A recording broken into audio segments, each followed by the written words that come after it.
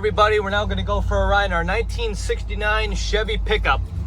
Single cab, 6-foot bed, a beautiful, unique teal paint job, custom bucket seats interior, nice center console there we got. And yeah, we got a nice little wooden steering wheel, good power steering, good power brakes, factory AC. And literally the only small modification that we see besides the leather seats are the radio. Of course, that doesn't really hurt anything on the vehicle. Got a really nice small block Chevy engine. Let's demonstrate the brakes for you now. Our wheels stay straight, no turns. Has a good pickup, good sound coming out the back, no spitting. Especially with that dual exhaust, gives it a better sound.